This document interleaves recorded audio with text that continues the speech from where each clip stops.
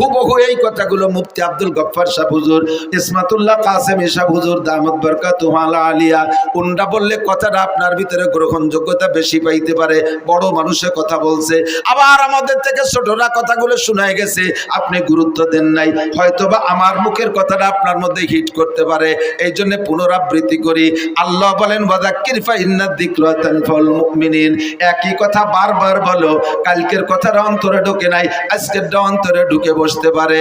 3 নম্বর immigration কিয়ামতের ময়দানে 3 নম্বর প্রশ্ন, আন মালিহি, মাল সম্পর্কে জিজ্ঞাসিত হবেন, মাল সম্পর্কে জিজ্ঞাসিত হবেন, কে কোত্থেকে কত টাকা ইনকাম করছো জবাব দিয়ে যাও।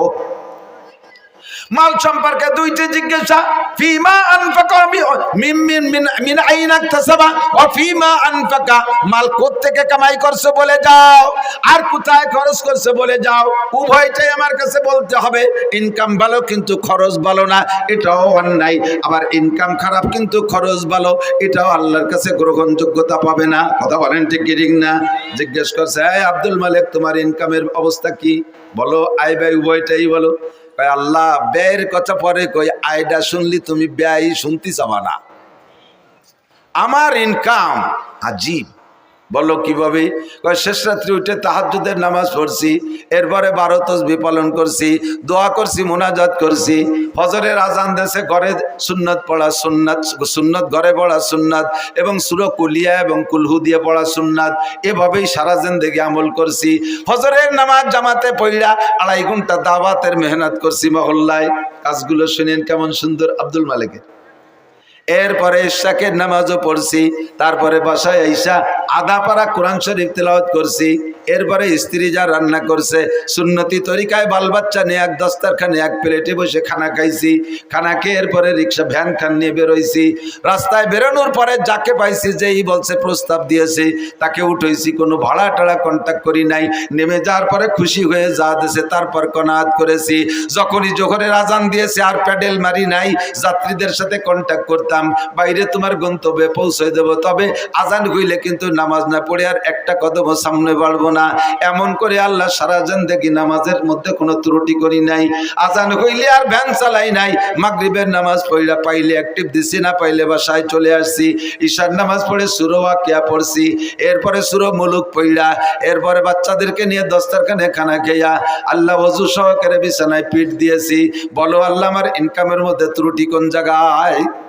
আল্লাহকে golden plus thank you, welcome. তাল এদিকে সব তোমার জন্য দরজা খোলা, কিন্তু খরচ করছো কিভাবে এটা একটু সঠিক হয়ে চলে যাও। খরচের ব্যাপারে একটা সমস্যা আছে। ওই শনিবারে ব্যারাকের কিস্তিতে টাকাগুলো দিয়ে দিছি।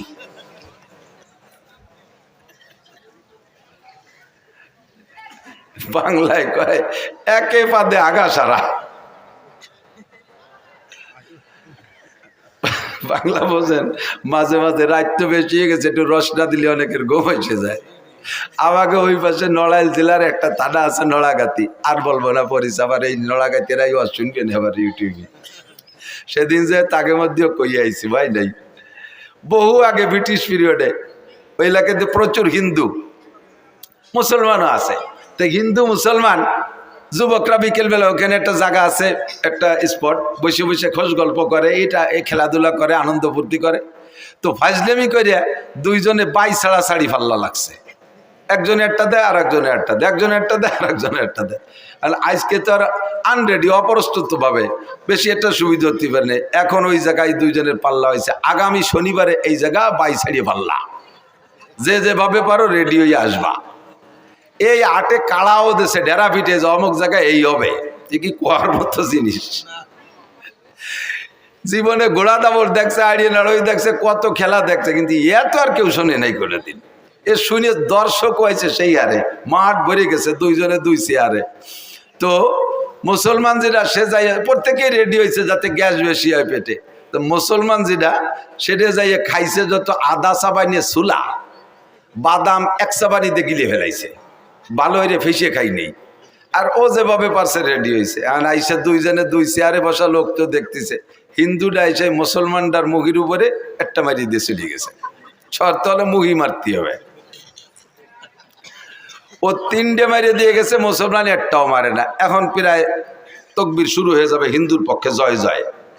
এর মধ্যে কইতেছে বসো এবার আমি হবে। ও যাইয়া কাপড় সরাই ওর মুহি মারিয়ে দিছে, আউলাখের একেবারে যত চুলার কাঁচা বাদাম সব বার হয়ে গেছে একবারে। এর নাম হলো আয়ে পাদে আগা ছাড়া।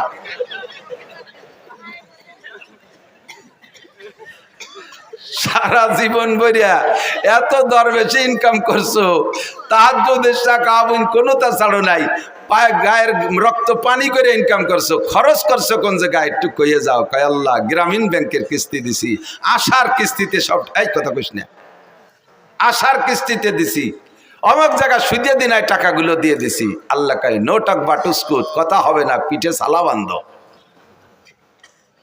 তেল মাখাও যাতে বাড়ি স্লিপ করে। তোমার আল্লাহ আমার ইনকাম সম্পর্কে তুমি ও জায়গা হাত দিও না, খরচটা কিভাবে আছে এটা একটু শুনে নাও। এই শুনলি তুমি আর অধিক জাতি চাবা না, কও তাই খরচই আগে কও।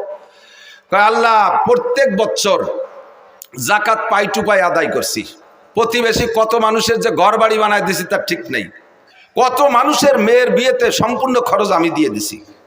এরপরে কুরবানি দিছি হাটের সবচেয়ে বড় গরু, জাকাত তো দিয়েছি, বছরে প্রত্যেকবার এক একটা উমরা করছি, হজ করছি 5 বার। শুনিও আমার ইনকামের খরচের বিষয়। এরপরে কত মানুষে যে আমার টাকা দিয়ে তবলিগি পাঠাইছে ঠিক নাই, আর মাদ্রাসার মসজিদও আমার করে দেয়া, উত্তর বাসের বিল্ডিংও আমার করে দেয়া। লাস্টের শেষবার যখন হজে গেছি আল্লাহ, যাইয়ে দেখি যে কাবা ঘরের গিলাপ দেবে, সে জায়গাও শুনিয়া ও জায়গা 10 লাখ টাকা দিয়ে আসছি। তুমি কও আমারে কিভাবে ঠেকাবা? আল্লাহ কয় তুমি কি চাকরি করতে? কয় এই চাকরি করতাম, বেতন কত ছিল? 25,000। তা 25,000 টাকা বেতনে তুই এত তাতে টাকা বালি কোন জায়গা? তাই ক এতটা করতে টাকা বালি কোথায়? কয় রাস্তায় দাঁড়াইতাম, ট্রাকের সাথে একটু মুসাফা টুসাফা করতাম, এইভাবে যে কোনো একটা সেল একটা ব্যবস্থা। তুমি ওদিকে হাত দিও না, দাও এই পাশ কত সুন্দর। আল্লাহ কয় পাছায় সালাবান, ধুলাই হবে শয়তান। তোর সুদিয়া টাকা, তোর ঘুষিয়া টাকা, তোর হারাম টাকা দিয়ে আমার কাবা ঘরে গিলাপ দিছিস। আমার দিন তোর মতো হারাম করের কাছে ঠিকানা। আমার দিন আমি চালাবো। ইউরিদুনা লিউতফিউ নূরাল্লাহি বিআফওয়াহিহিম আল্লাহু মুতিম্মু নূরিহি ওয়ালাউ কারিহাল কাফিরুন। আল্লাহু আকবার। আমার ধর্মের বাতি নিবানোর জন্য কেউ চেষ্টা কম করে নাই। ইহুদ নাসারা হিন্দু বৌদ্ধ খ্রিস্টান সকলেই আমার ধর্মের বাতি নিবানোর চেষ্টা করেছে। চেরাগের রাখেই জাতবার ফরুজাত কাছে কাস্তাব জানাদরে শেষ বসুজাত। ধর্মের বাতি নিবানোর বহুজনের চেষ্টা করেছে, আমার ধর্মের বাতি আমি জ্বালাইছি। আমার ধর্মের বাতি জ্বালানো বাতি তেল আমি দেই। ওই বাতিরে নিবাইতে আসলে তার দাড়ি মুখ মাথা সব পড়ে আগুনের সরকার হয়ে যায়। আমার ধর্মের বাতি কেউ নিবাইতে পারে নাই, পারবেও না। তোর গুসকা টাকা দিয়ে ধর্মের বাতি জ্বালাইতে বলছে কে? তোর সুদের টাকা দিয়ে আমার ধর্মের বাতি জ্বালাইতে বলছে কে? শয়তান, তোর ইনকামের টাকা আমি চাই নাই। মিন আইনাক তাকসাবা ফিমা আনফাকা। ঢাকায় গেলে রিকশা চালাইতে চালাইতে কিছুদিন পর ঢাকার প্রাণ কেন্দ্রে 10 তলা দালান। টাকাটা কোত্থেকে পাইলে একটু আমার কাছে জবাব দিয়ে যাও। 4 নম্বর প্রশ্ন, মাদা আমিলা বিমা আলিমা। ও মুসলমান, এই 2 দিন ব্যাপী মাহফিলের থেকে উলামায়ে কেরামের কাছ থেকে কম কথা শোনো নাই। জীবনে বহু মাহফিল থেকে আল্লাহু আকবার। আমার মনে হয় যে কোনো একজন বক্তার সম্পূর্ণ বয়ান যদি ইউটিউবে থেকে কালেকশন করে শোনেন, তাহলে ব্যক্তি জীবন থেকে নিয়ে জন্ম থেকে নিয়ে মরণ পর্যন্ত সুন্দর একটা জীবন ব্যবস্থা ওই বয়ানের মধ্যে থেকে সংগ্রহ করতে পারেন। আমি যত বয়ান করি আমার একটা খেয়াল রাখি যে এক জায়গায় একই কথা বারবার বললে মানুষের চর্বিত চর্বণ মনে করবে। তবে সেই বয়তে যে আসল কথাগুলো বলবো না তা না, একেবারে বিবাহ শাদী থেকে নিয়ে মরণ পর্যন্ত ধারাবাহিক মানব জীবনে যেখানে যা লাগবে সব কথাগুলো আল্লাহর রহমতে বলা আছে। ইউটিউবের ভিতরে শুনবেন, দেখবেন। আদর্শ মুসলিম পরিবার সদস্য হুজুরের লেখা একটা বই আছে, বইয়ের মধ্যে যা আছে আমার বয়ানের মধ্যে হুবহু তাই আছে। ব্যক্তি জীবন কিভাবে চলবেন, রাজনীতি কিভাবে করবেন, খেত খামার কিভাবে করবেন, জেনারেল পড়াশোনা কিভাবে করবেন, বিবাহ শাদী কিভাবে করবেন, দাম্পত্য জীবন কিভাবে কাটাইবেন, নামাজ কেমন করে পড়বেন, নামাজের মধ্যে কঠিন কঠিন টুকিটাকি মাসালা আছে, এগুলো নষ্ট হওয়ার কারণে কি সমস্যা, রোজা কিভাবে রাখবেন, হজের মাসালাগুলো সব বলা আছে। এই বয়ানগুলো আপনারা বয়ান মাঠ থেকে শুনেছেন। আল্লাহ পাক জিজ্ঞেস করবে মাদা আমিলা বিমা আলিমা। এতদিন পর্যন্ত যা শুনেছো এরপর আমল কতটুকু করছো বান্দা একটু বলে যাও। জবাব দিতেই হবে, জবাব না দিয়ে সামনে বাড়া যাবে না। যা বলতে চাইছি, আমার আপনার জিন্দেগিতে যত ইবাদত বন্দেগি করি না কেন, আউয়ালু মা ইউহাসাবু বিহিল আবদু ইয়াউমাল কিয়ামাতিস সালাহ, হাসরের মাঠে সর্বপ্রথম জিজ্ঞাসা হবে নামাজ। একটু জোরে বলেন কি? সবাই বলছেন কি? নামাজ কি? নামাজ সম্পর্কে, নামাজ সম্পর্কে জিজ্ঞাসিত হব। বলেন নামাজ সম্পর্কে জিজ্ঞাসিত। বলছেন তো সবাই? সবাই বলছেন তো? আমালাইনিল্লাল বালাগ, শেষ, আমার দায়িত্ব খালাস। কিয়ামতের ময়দানে আপনাকে আল্লাহ জিজ্ঞেস করবে নামাজ পড়িস নাই কেন? আপনি বলে আল্লাহ আমরা কত ভালো মানুষ তুমি জানো না? এই হুজুরকে ডাইয়ে নিয়েছি মোটা মোটা টাহাই দিয়ে, এত বড় বড় হুজুর, আল্লাহ মাতু দাঁড় কুমকুমাতু নারকেলা গাছের তোড়, হাওড়ার ব্রিজ, তাল গাছের গোড়া, বাজারের মোড়া, রইসু সায়াতিন, আন্তর্জাতিক গতি সম্পন্ন কত তাই দিয়ে পোস্টার ভরি ফেলাইছে। সেই হুজুররা এসে দুনিয়ার গাল গপ পরে চলে গেছে, কোনোদিন নামাজের কথাটা কইনি। যদি একবার কইতো তাহলে নামাজটা ভরি আমিও ছাড়ি। হুজুরকে অ্যাটাক করবেন, আমাকে ধরবেন, যে হুজুরা নামাজের কথা বলে নাই। সেদিন আল্লাহ বলবে আমাকে, এ মৌলানা খালি খাইয়ে দিয়ে পয়সা নিয়ে চলে এসেছে নাকি, নামাজের কথা কইস নাই কেন? আমি বলে আল্লাহ অবশ্যই বলছি। তুমি বিশ্বাসটা হয় ওর আমল নামা দেখো। এবার আমল নামা খুলে দেখবে, তার ভিতরে অডিও ভিডিও সব আছে। মায়াল ফিজুমিন কাউলিন ইল্লা লাদাইহি রাকিবুন আতীদ, মুখ থেকে যে কথাটা বের করবেন, অন্তরে হাজারো খারাপ কুকল্পনা করলে আল্লাহ ফেরেশতাদেরকে আমল নামায় লিখতে দেয় না। মনে মনে বিশাল বিশাল প্ল্যান করছেন, একেবারে ডোনাল্ড ট্রাম্পের মেয়ে বিয়ে করবেন, তারে যে মাথা ফাটায় ফেলাই দেবেন, এগুলো মনে মনে কল্পনা করছেন। যতক্ষণ মুখে উচ্চারণ করবেন না ততক্ষণ পর্যন্ত লেখা হবে না। আর যে কথা মুখ দিয়ে বের করবেন সঙ্গে সঙ্গে লেখা হবে। কাজেই আপনি কিয়ামতে আমারে অ্যাটাক করতে পারবেন না। আমি সবাই রেদে বলাই দিছি, মুখ দিয়ে বলে ফেলাইছেন, আপনার আমল নামায় লেখা হয়ে গেছে। কিয়ামতের মাঠে সর্বপ্রথম জিজ্ঞাসা হবে নামাজ। নামাজের প্রশ্নে যে জবাব দিয়ে পার হয়ে যেতে পারবে, ওর কোনো জায়গায় কোনো ঠেক হবে না। নামাজের কারণে সব জায়গায় আল্লাহ তারে পার করে দেবে। কেন দেবে? কেন দেবে? নামাজের কারণে কেন তারে সব জায়গা পার করে দেবে? আল্লাহ পাক বলেন, নামাজ যে ব্যক্তি সঠিকভাবে পড়ে সে কোনো অন্যায় করে না। ইন্নাস সালাতা তানহা আনিল ফাহশাই ওয়াল মুনকার ওয়ালা যিকরুল্লাহি আকবার। নামাজ এমন একটা তাবিজ, নামাজ এমন একটা ক্যাপসুল, নামাজ এমন একটা ইনজেকশন, এই নামাজ এমন একটা টিকা, ওই টিকাটা লাগাইলে আর কোনো রোগ হয় না, আর কোনো রোগ হয় না। দেখবেন মাঝে মাঝে পোলাপান্ডের টিকা দেয়, দেয় না? টিকা দেওয়ার অবস্থা মনে আছে নাকি? টিকা দেওয়ার সিস্টেম কি? যে বাড়ি টিকা দেবে ওই বাড়ির সামনে বড় একটা ব্যানার টানায়, আছে না? আগে মাইকিং করে দেয়, অমুক মহিলা মেম্বারের বাড়ি টিকা দেওয়া হবে, অমুক ওয়ার্ড চেয়ারম্যানের বাড়ি টিকা দেওয়া হবে, অমুক মেম্বারের বাড়ি টিকা দেওয়া হবে, এইভাবে মাইকিং করে যায়। এরপরে যেদিন টিকা দেয় দেখবেন সেদিন বাড়ির সামনে একটা হলুদ ব্যানার টানানো থাকে। ওই হলুদ ব্যানারের ভিতরে কি কি আছে তা কি মনে আছে? দেখবেন হলুদ ব্যানারের মধ্যে গোল একটা বৃত্ত আছে, আছে? বৃত্তের মাঝখানে ছোট্ট একটা বাচ্চার ছবি আছে, আছে? এবার ওই বৃত্ত ভেদ করে দেখবেন 5টা অথবা 6টা তীর আছে, আছে না? সব মিলে এর তর্জমা কি? এই ব্যানারটা হলো দুনিয়া, আর মাঝখানে যে গোল বৃত্ত এইটাই বাচ্চার হায়াতের এরিয়া, বাচ্চার হায়াতের এরিয়া। এই হায়াতের এরিয়া সীমানা ভেদ কইরা এই দুনিয়ার থেকে 6টা রোগ আছে ওর দিকে যাইতেছে। জন্ডিস আছে একটা রোগ, যদি ওর মধ্যে ঢোকে, এরপরে পোলিও একটা রোগ আছে, যদি ওর মধ্যে ঢোকে, হায়াতের বৃত্ত ভেদ কইরা একবার ঢুকে পড়লে দুনিয়ার কোনো ডাক্তার ডাইতার চিকিৎসা করা ওর মরণ অনিবার্য। ক্যান্সারের একটা জার্ম আছে, এইটা যদি ওর মধ্যে ঢোকে তাহলে ওর মরণ অনিবার্য। এই 6টা রোগ মানে 6টা তীর মানে 6টা রোগ। এবার হায়াতের বৃত্ত ভেদ করে বাচ্চার দিকে 6টা তীরে 6টা রোগে আক্রমণ করতেছে। এবার ডাক্তাররা গবেষণা করে দেখছে এই রোগগুলো যদি দেহের মধ্যে ঢুকে যায় তাহলে আর চিকিৎসা হবে না, কাজে এই রোগের আগে প্রতিরোধ করতে হবে। এই প্রতিরোধের জন্য একটা টিকা তৈরি করছে, যেই টিকাটা নিয়মতান্ত্রিকভাবে কয়েক মাস যাবত দিলে ওই 6টা রোগ তার মধ্যে ঢুকতে পারে না, 6টা রোগ ঢুকতে পারে না।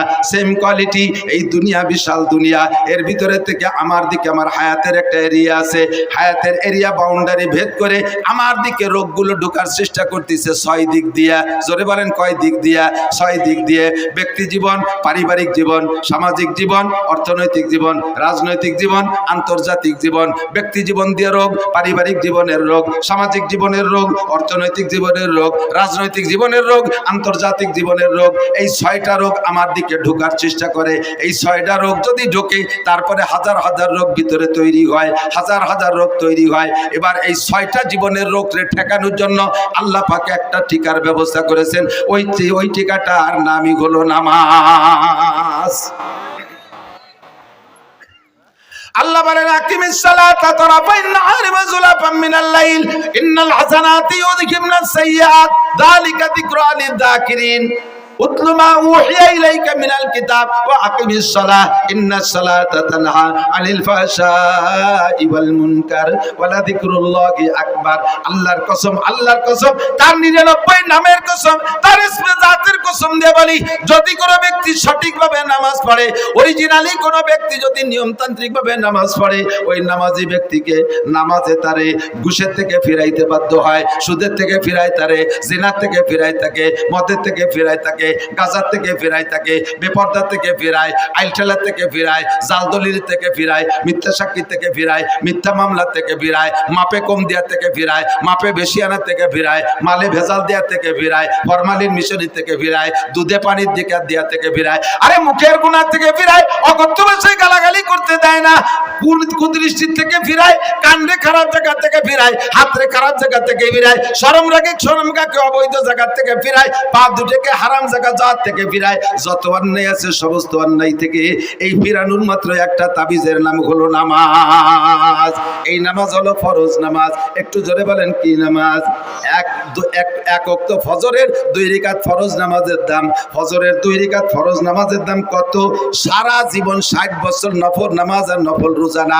যদি কেউ আল্লাহ 60 লক্ষ বছর হায়াত দেয়, 60 লক্ষ বছর নফল নামাজ আর নফল রোজা রাখলে যেই নাকি ফজরের 2 রাকাত নামাজের দাম তার চাইতে বেশি। এবার আমি ওখান থেকে মাসালা বের করছি, এদিক তাকান। একটা মাসালার দাম 60 বছর নফল নামাজ ও রোজার চাইতে বেশি কেন? কারণ নফল তো সারা জীবনের নফলের দাম ফরজের সমান হবে না। আবার বহু মুসলমান আছে যাদের একটা মাসালা না জানা থাকার কারণে, ছোট্ট পিন সাইজের একটা মাসালা না জানা থাকার কারণে জিন্দেগির বহুত ফরজ নামাজ নষ্ট হয়ে গেছে। আমার দিক জিন্দেগির বহুত ফরজ নামাজ নষ্ট হয়ে গেছে। ভেরি ভেরি ইম্পর্টেন্ট একটা মাসালা আপনাদের জন্য আমি সংগ্রহ করছি। এই মাসালাটার দাম আপনি নিজেই জবাব দেবেন। ওই মাসালাটা না হওয়ার কারণে, সঠিক না জানা থাকার কারণে ফরজ নামাজ নষ্ট হয়েছে।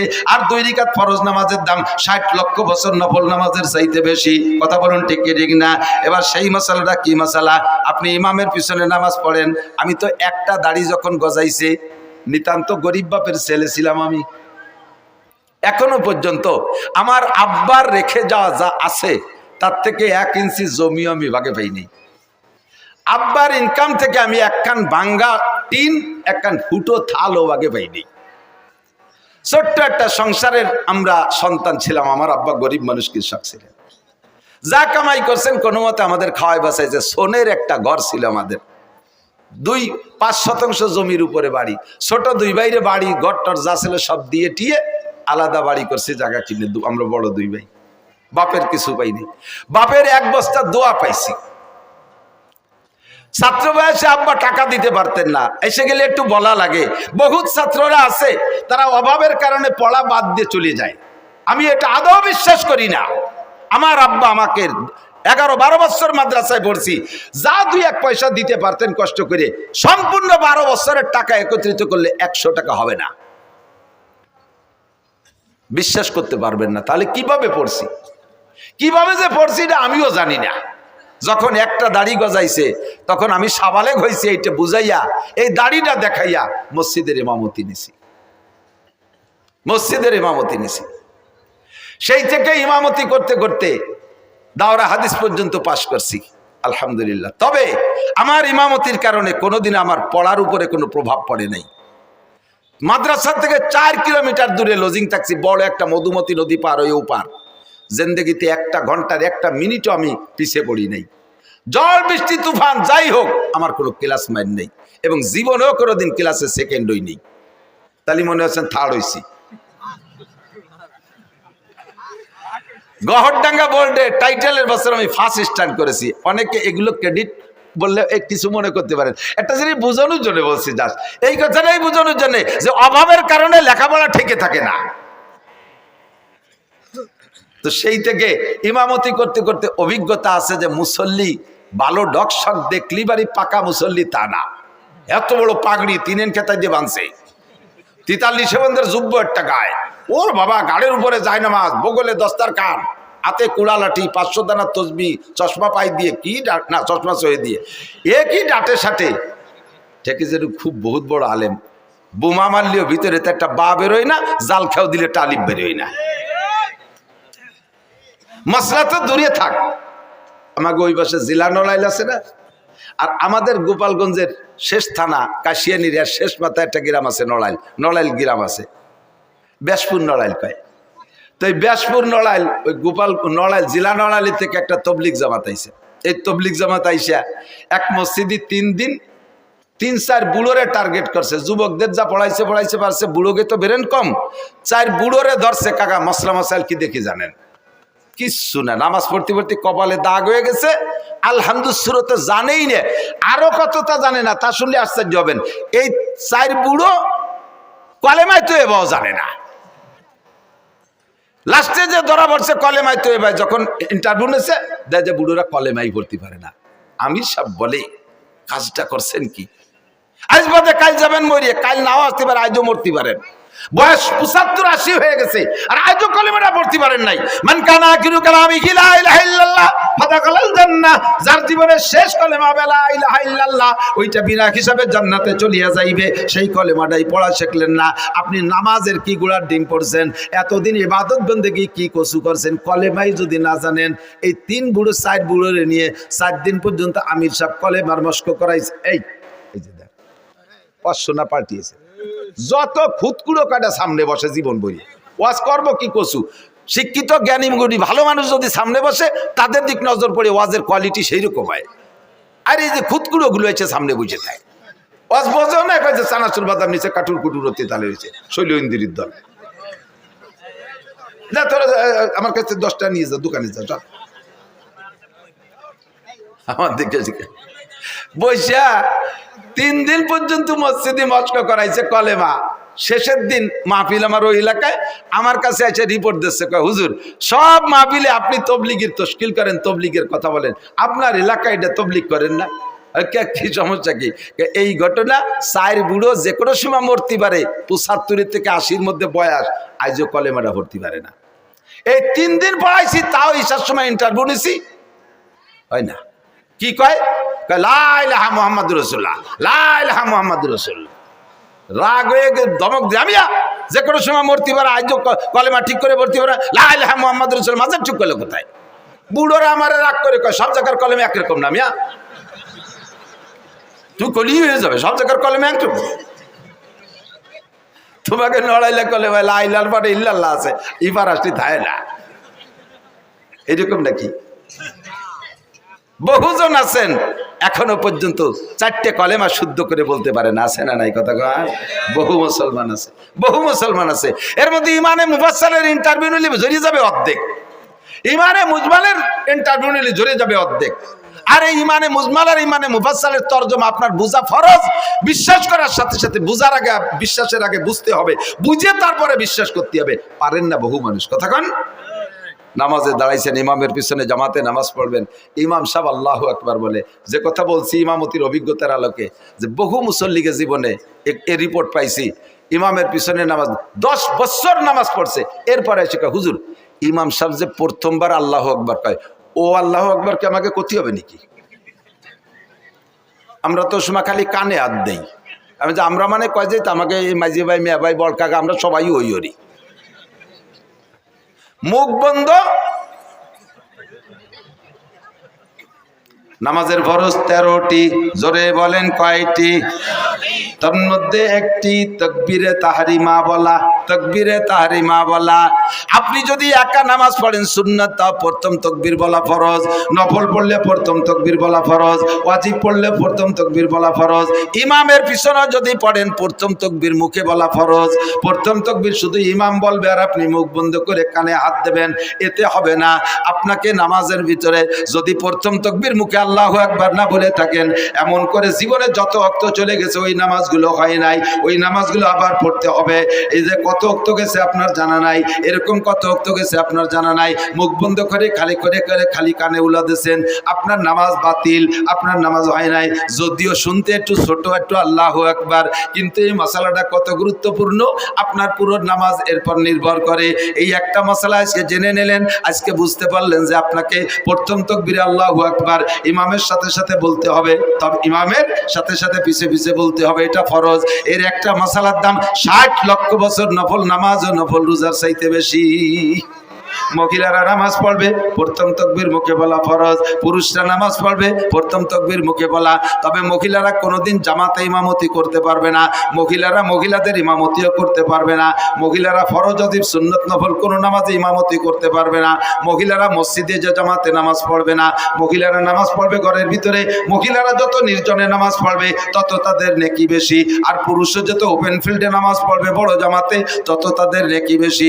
মহিলারা ঘরের মধ্যে পড়বে, করনাফি বুয়ুতিকুন্না, ঘরের মধ্যে থাকবা।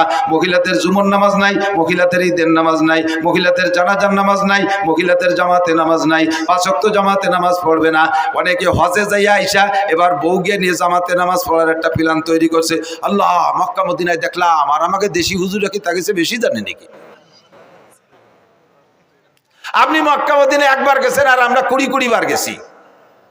আমরা ওই জায়গা থেকে ওইগুলো নিয়ে আসলাম না, আপনি একবার যাই এতটা নিয়ে আসলেন কে? কি কি আনছে দেখবেন। হানাফি মাযহাবের মুসল্লি, হানাফি মাযহাবে আমিন আস্তে বলতে হবে। হানাফি মাযহাবে আমিন কি আস্তে। সব মাসালা হানাফি মাযহাবের আমল করে। হজেতে আসার পরে এবার ওই মক্কা মদিনায় শুনছে আমিন জোরে কইতে, এই জায়গাটা খালি আমিনটা একটু জোরে না করতে পারলে পাল্টায় না। ইমাম সাহেব বলা দলিনকে ছেড়ে দিছে, আমিন বিটাগিরি দেখাচ্ছে। আপনি এরকম করলেন কে? মক্কা মদিনায় বলে তো, মক্কা মদিনাতে আরো কত তারে শব্দ করেন আপনি, যে দেখছেন কত প্রকারের নামাজ। একদল কানে উলো দেয়ই না, হাজি সাহেবরা একটু সাক্ষী দেন। একদল কখনো কানে উলো দেয় না, আর একদল কানে উলো দিয়ে সানা একবার বাইন্ধে ছেড়ে দেয়, আরেকদল কানে উলো দিয়ে ডাইরেক্ট ছেড়ে দেয়, আরেকদল কানে উলোই দেয় না, হাত ছাড়া থাকে, আরেকদল আগের থেকে সানা বাইন্ধে থাকে। এই যে এত দলের মধ্যে কোন দলের ডাফে আনতে গেলেন আপনি? অর্থে গেছেন কে কথা কন? আপনার এই জন্যই পাঠাই নেই। এসে গেলে একটু কয়ে যাই, বাংলাদেশের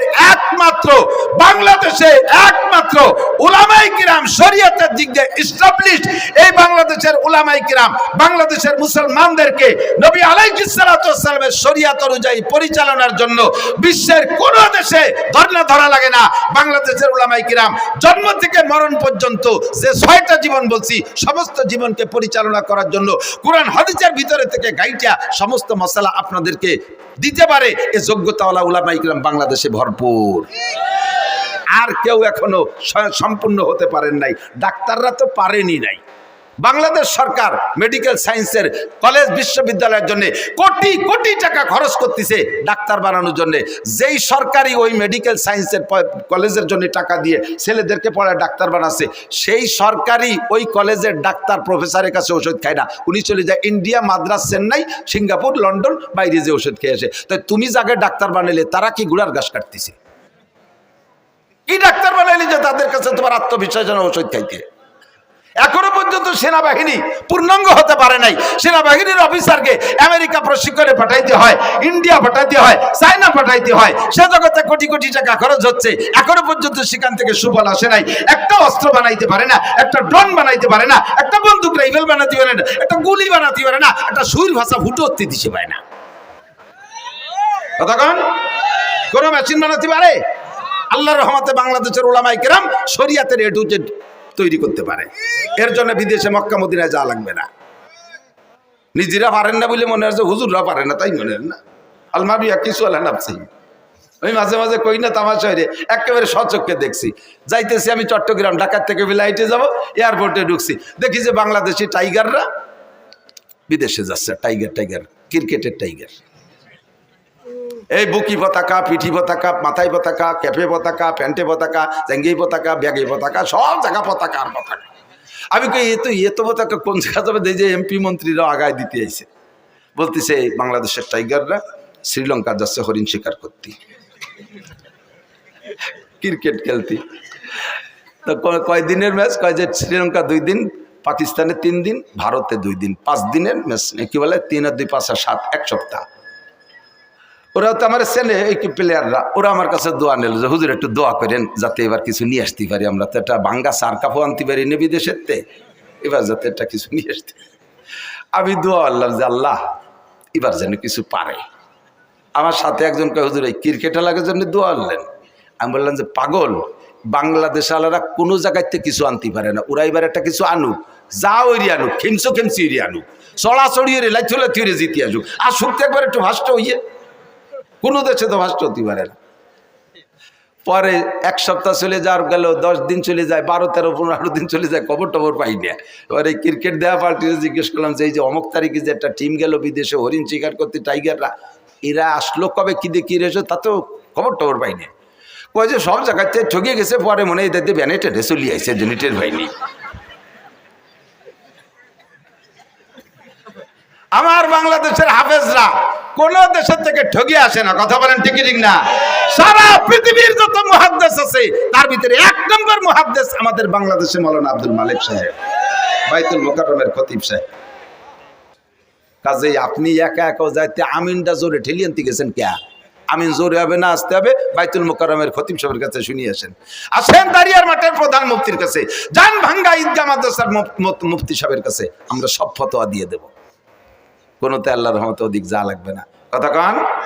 এবার তাকবীরে তাহরিমা আমিন বলা, এটা বলবে, আসতে বলবেন। আল্লাহ আমাদের হানাফি মাযহাবের মাসালা কি বলা হয়, সব মাসালাই তাকবীরে তাহরিমা বলা। এদিকে একটু আরেকটা খেয়াল করেন, তাহলে তাকবীরে তাহরিমা বলা আজকে থেকে যাদের জানা ছিল না তারা জেনে নিছেন না, তাদের জিন্দেগীর 80 লক্ষ 60 লক্ষ বছর হায়াত পর্যন্ত যদি হায়াত পান আর নফল ইবাদত করেন, তার চাইতে আপনার একটা মাসালার দাম বেশি হয়ে গেছে। মাহফিলটা খুব ভরপুর কামিয়াব হয়ে গেছে। এর সাথে ছোট্ট আর একটা মশলা পেঁচাই গেছে, একটু না কয়ে তো জাতি পাতিছি না, আপনার অনুমতি দিলে বলবো। এই তাকবীরে তাহরিমা ইমামের পিছনে বলবেন, বলার সিস্টেম কি, আবার তা সে জায়গা ছোট্ট একটু চিকুন একটা মশলা আছে, বলবো। সেই মশলাটা হলো ইমাম সাহেব আল্লাহু আকবার বলবে, তো ইমামের যদি সুর বেশি হয়, সুর আলা ইমামরা একটু টাইনিয়ে সুর দিয়ে আল্লাহু আকবার সুর দিতে খানিকটা নি ফেলে। আবার জামাত যদি বড় হয় তাহলে পিছন পর্যন্ত তাকবীর পৌঁছতে হবে, যেন একটু টাইনিয়ে কয় আল্লাহু আকবার। তো ইমাম আল্লাহ কই হারে টানতিছে, আপনি মনে হচ্ছে অনুমতি দিয়েছেন, আপনি শটে মেরিয়ে দিয়েছেন আল্লাহু আকবার। এই জায়গায় অ্যাক্সিডেন্ট কি হয়েছে মনে রাখবেন, ইমামের আল্লাহু আকবারের র শেষ হওয়ার আগে যদি আপনার আল্লাহু আকবারের র শেষ হয়ে যায়, আপনার ইক্তেদা সহি হয় নাই, ওই ওয়াক্তের নামাজ বাতিল। মজলিস ফিকিন খায়রুম মিন ইবাদাতি 60 সানা। এর একটা মাসালা শোনা এবং শিখা 60 বছর নফল নামাজ রোজার চাইতে কম না বেশি? জোরে কান, কম না বেশি? এই জন্য দোস্ত বলতে যে অনেক দুঃখ সরে চলে আসছে, আর কিছু মাসালা বলা হয়ে গেছে, সাথে আরেকটা মাসালা না বলে পারতেছি না। মশালার মধ্যে ঢুকলে খালি আমার ভেস্তেজের পড়াইতে মনে চাই, ওলামায়ে কেরামের কাছে চর্বিতে চর্বণ মনে হচ্ছে। আমি অনুরোধ করবো আইম্মায়ে মাসাজিদ যারা আছেন, মসজিদের ইমাম যারা আছেন, জুমার দিনে আপনি লম্বা লম্বা কিস্সা কাহিনীর বয়ান বাদ দিয়ে 2 পদ্ধতিতে বয়ান করতে পারেন। জীবনে কোনোদিন আপনার বয়ান ফুরবে না, জীবনেও কোনোদিন বয়ান ফুরবে না। এক পদ্ধতি হলো কোরআন শরীফের তর্জমা, ধারাবাহিক একদার্সে তর্জমা, তফসির ভালো করতে যদি নাও পারেন কমপক্ষে সহিভাবে তিলাওয়াতটার তর্জমাটা মুখস্থ শিখে মসজিদে যে জুমার দিন কোরআন শরীফ দেখে দেখে এক দার্সে সূরা ফাতিহা থেকে নিয়ে আপনি তিলাওয়াত করবেন আর তরজমা করবেন, দেখবেন মানুষ অত্যন্ত তৃপ্তি সহকারে শুনবে।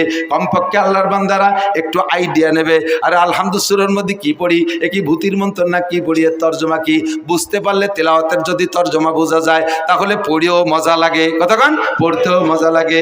আপনি যখন সূরা ফাতিহা পড়বেন আলহামদুলিল্লাহি রাব্বিল আলামিন, এইটা কি পড়লেন তরজমা জানেন না, টপাটপ করে পড়ে গেছেন। যদি আপনি বোঝেন যে আপনি কি বলছেন, আলহামদুলিল্লাহি রাব্বিল আলামিন, সমস্ত প্রশংসা আল্লাহর জন্য যিনি রব্বুল আলামিন, সারা জগতের প্রতিপালক। আপনি যখন সূরা ফাতিহার এই আয়াত পড়বেন, তরজমাটা আপনার মাথার মধ্যে চলে আসবে, মনের মধ্যে একটা মজা পাবেন। কারণ আল্লাহ আপনার সামনে, আপনি আল্লাহকে বলতেছেন, আল্লাহ তুমি রব্বুল আলামিন, সমস্ত প্রশংসা তোমার জন্য। এই কথা বলে ছেড়ে দেওয়ার পরে আল্লাহ আপনার সঙ্গে সঙ্গে একটা জবাব দিয়ে দেয়। আল্লাহ একটা জবাব দিয়ে দেয়, কে হামিদানি আব্দি। আল্লাহ যে কি খুশি হয়, কে হামিদানি আব্দি, আমার বান্দা আমার প্রশংসা করছে। আল্লাহ এই জবাবটা দেয়, আল্লাহ এই জবাবটা দেয়। আলহামদুলিল্লাহ প্রথম আয়াত ছেড়ে দেওয়ার পরে এই জবাব দেয়। এরপরে বলবেন আর রহমানির রহিম, ও আল্লাহ তুমি রহমান এবং তুমি রহিম, পরম করুণাময় মেহেরবান দয়ালু দাতা তুমি আল্লাহ। বলার সঙ্গে সঙ্গে আল্লাহ পাক বলেন আসনা আলাইয়া আব্দি, ওয়েলকাম, থ্যাংক ইউ, আমার বান্দা আমার প্রশংসা করেছে, যথোপযুক্ত প্রশংসা করেছে। আর রহমানির রহিম বলার পরে আল্লাহ জবটা কিন্তু দেয়, মালিক ইয়াউমিদ্দিন বলার পরে